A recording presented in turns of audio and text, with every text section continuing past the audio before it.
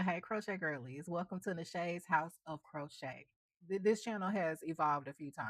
I had gone through a bout of grief, and I was inspired to start a podcast for motherless daughters.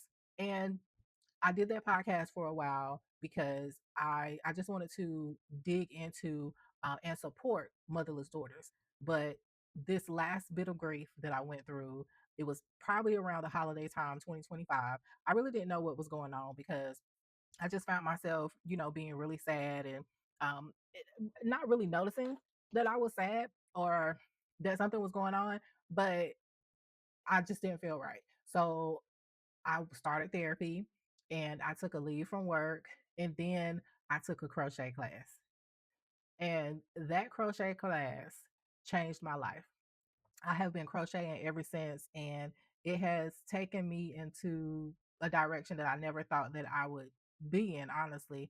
And I wanted to share with everybody. So that's why this channel has evolved to that. I no longer want to go into motherless daughter content just because I believe that's what triggered me in the first place to go into that bout of grief because I was into it heavy. It was very triggering for me at times, but I thought, oh, I'm helping, I'm having the conversation, I'm doing the things, I'm talking about the things, it's good for me, but I believe that it was what triggered me into going into another bout of grief. And honestly, I just don't want to go down that route. I want to dive and lean into what has been making me happy, what has been bringing me joy every single day, which is crocheting. And I never thought, I know I'm a creative. I've tried sewing before. I've tried a few different things, but crochet, me and her go together real bad. And I just want to share with everybody. I do consider myself a beginner crocheter because I've only been doing it since about the end of February, somewhere around there. And I'm still learning. I'm still finding my way with it. I'm very good. I feel like I'm very good. And I have so many people asking me to make things for them, but I just don't want to take the fun out of it, take the joy out of it for me by taking custom orders from people and having to feel like it's work for me. So, with that being said, I'm going to go into just a little bit of the basics about crochet, where we're going to talk about the materials that you need to get started. We're going to also show you how to do a chain, which is your foundation for any project that you do, or a magic circle.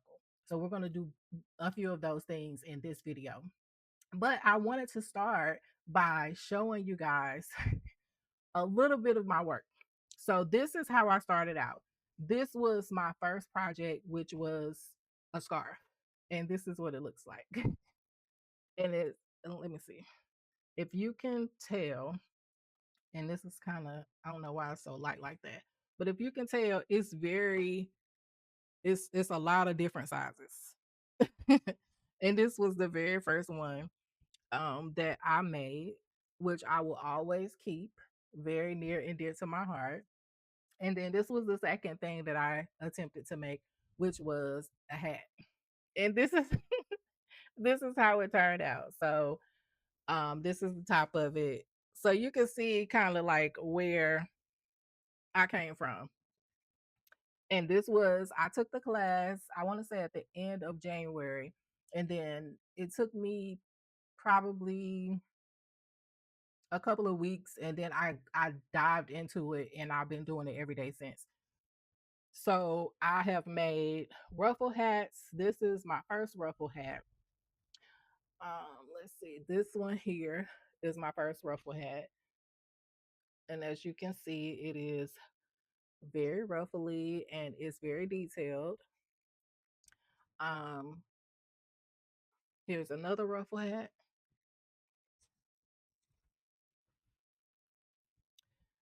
And another one. So as you can see, I'm accumulating these things and I don't wear any of them. I don't wear none of them. So beanie of some sort. I don't think they call it beanie, a kufi or something like that. I can't remember. And then this one is This is an original design. Like it has like the mesh stitching there, and then it has the one row of ruffles on it. Then we have a bucket hat. We have a cat ear beanie. We have what you call, I guess, like a toboggan, whatever you want to call, however you want to call it. And I have a few other things, but I don't have them with me at the moment. That's just a little bit of what I've done. So I don't wear any of those things. So I am working on a website so that I can sell the things that I make. I'm not taking custom orders. I get inspired to make different things at different times, and I just make what I want to make. So I was like, well, I could just put that on my website and sell it. Whoever wants it, whoever don't. But I'm not taking custom orders because I just don't want to get into that. I want to keep it fun. Here's a granny square that I'm currently working on right now. Um, I'll reveal what that will be in a little bit later. But to get started with crochet, because this channel will be all things crochet for beginners to help beginners out with their crochet journey. If you've never picked up a crochet hook in your life, or if you just started, or if you haven't just started but you just can't quite get it, I am going to be here to help you out. Anything that I find out, I'm going to put it on blast on this channel. Come with tools and tips and tricks and all types of things, tutorials for this channel. So to get started, what you'll need is first yarn and a crochet hook. So there are different sizes of crochet hooks. I have a lot of them. I bought a couple of them separately, and then I bought a kit that had a whole bunch of them. So if you notice, you can see here that it has a number. This is a 5 millimeter hook. Yeah, 5 millimeter. So this is really kind of like the common size that you would see that would be needed to make a project or start a project. But there's all kinds of sizes going all the way down. This is a 2 millimeter. I don't know. Can you see it? Well, anyway, then this is a 9 millimeter. This is a fat boy. See? So if you can see the difference here between this one and this one, yeah. So, and it does make a difference because one thing that I have learned, especially with making hats, is that if you use a larger hook, it's going to determine the size of the hat because that makes the stitches larger. If you use a smaller one, the stitches will be smaller, and so the hat will most likely turn out smaller. I mean, you have to do more stitches to make it bigger. So you really do have to pay attention to the actual hook size, or sometimes it won't turn out the way that you want it to turn out. No matter how good you make the pattern, if the hook size is wrong, you won't get what you want. And so also what else is needed is what's called a darning needle. And these are the needles here. And the holes are large enough for this is called a yarn needle. So this package says yarn needle. So when you get finished, you have ends that you'll need to tie in. Let me see if I can find one for you. Something like this, you would need to sew these ends so that you won't be able to see it within your work. And so you would use the needle in order to do that. You can use the crochet hook to do it, but it's a little bit easier if you use a needle. If there are different types of needles, we have these metal needles, and you also have plastic ones as well. I would not recommend the plastic one because it is very flimsy. So I would recommend to go ahead and invest. They don't cost a lot of money. I would recommend to invest in the metal needles. Also, another thing that you'll need are these stitch markers. So these are just used really to mark your place so that because the counting is very important, which I don't do real well with. I like the eyeball stuff. Um, but this is pretty much how it looks. It's just like a little plastic safety pin, if you will, and you just stick it in there so that you know when you come back around to that same spot that you need to that's your stopping point, or where you need to do something else at. You'll also need scissors to cut the yarn, and then you'll also need a measuring tape sometimes. Not all the time, but sometimes, especially when you are, if you're making wearables, which are clothes or bathing suit, shorts, pants, tops, what have you.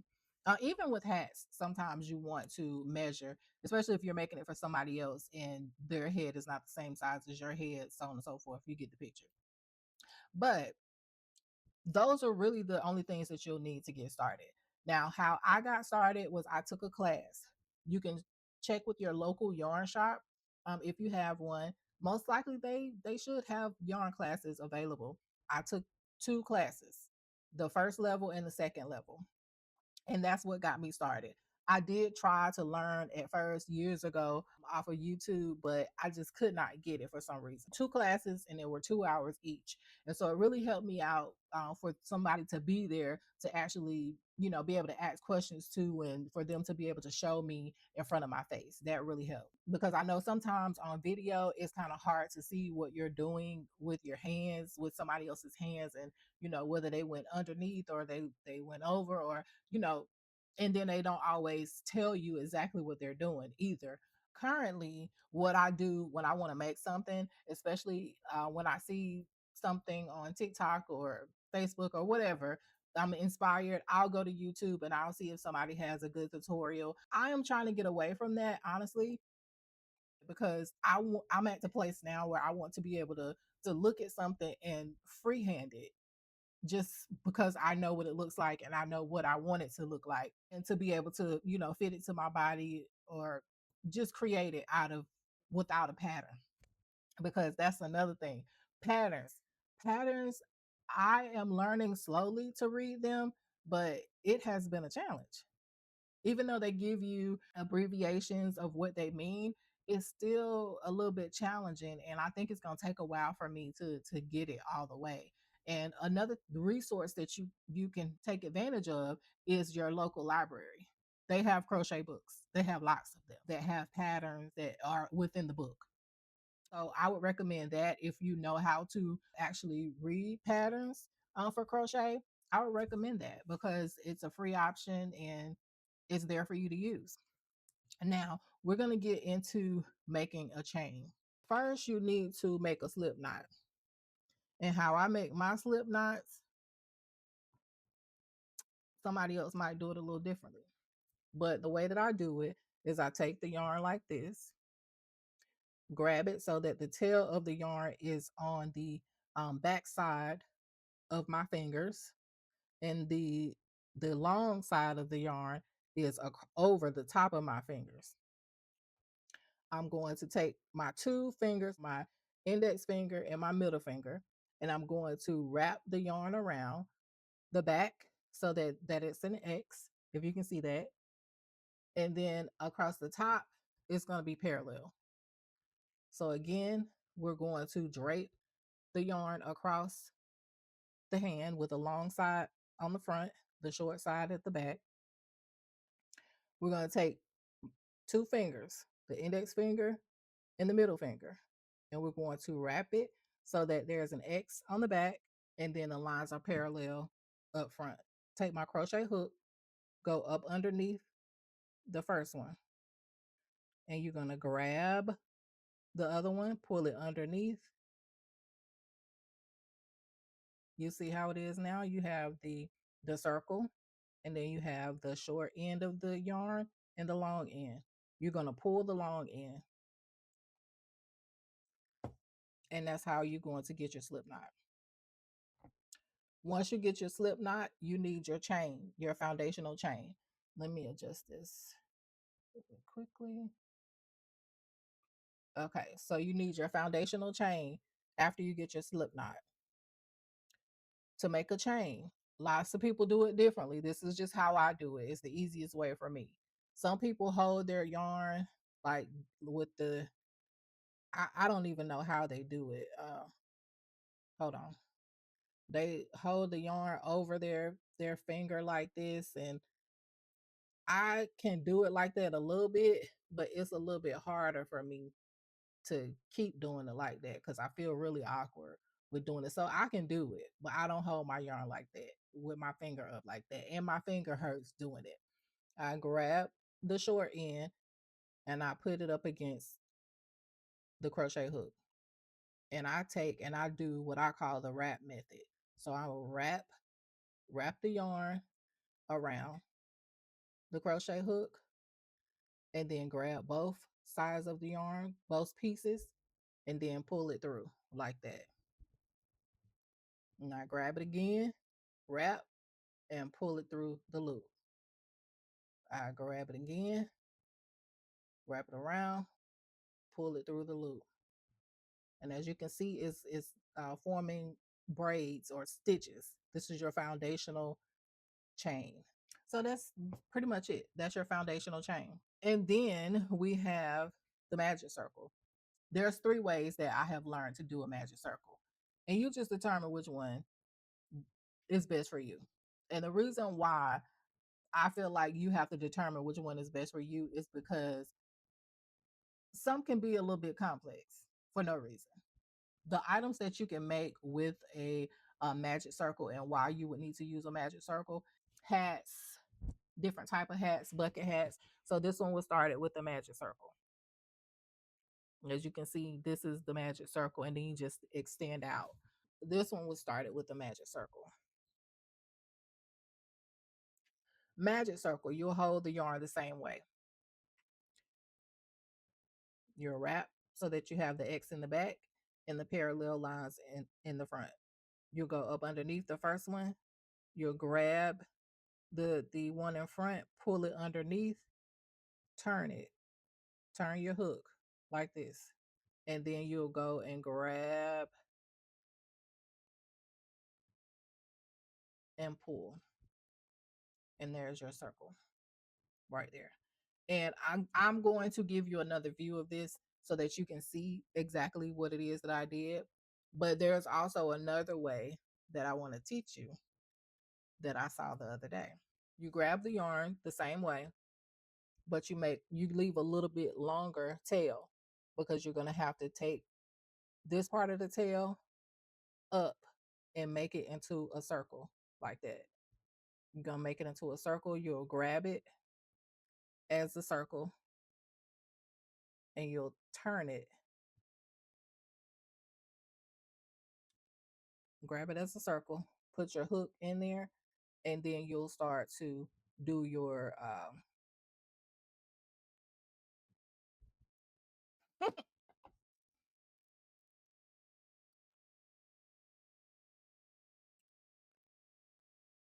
okay, that ain't work out. I'll show you.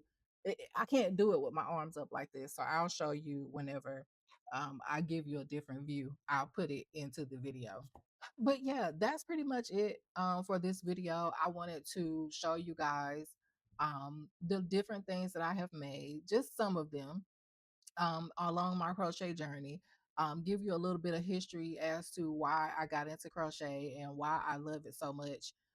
It has been very soothing and healing to my soul to crochet. And when I say I crochet every day, I crochet every single day. I believe there's only been 2 days that I did not crochet, and that was when I was on vacation for my birthday. Outside of that, I crochet every day.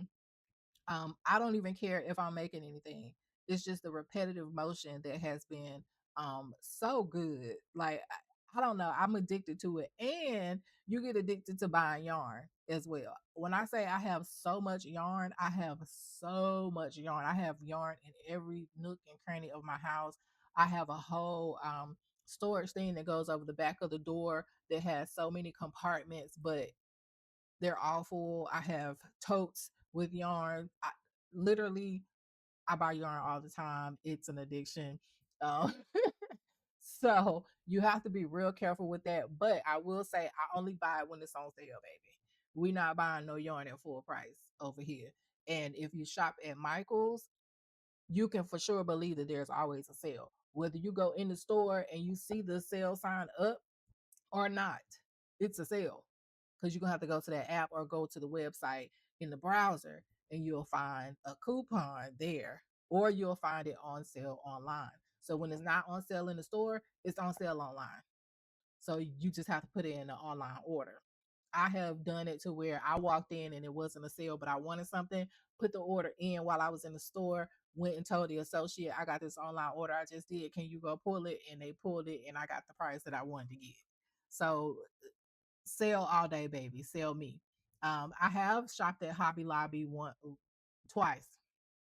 I'm not really I love the quality of their yarn. This yarn right here is Hobby Lobby yarn, and you can see this is a good quality yarn right here. Um, but I don't always shop there. But when I say they had a sale of the century, baby, I got probably 30 skeins of yarn, 25, 30 skeins of yarn for like 40, 50 some dollars. It was amazing. I mean, I bought nothing over a dollar and some change, $1.87, I believe. Everything was $1.80 or 87 cents or less. And these were skeins of like 300 and some, 400 and some yards of yarn. And so you just have to be out there on the prowl looking for yarn. But anyway, I didn't want to, make this video too long, but I'm back, baby. So you can expect tutorials from me. You can expect crochet sessions, whether it be video or whether it be live. You can ask me questions. I'm here to help, but it's everything crochet, baby. All right. I'll see y'all in the next video. Bye.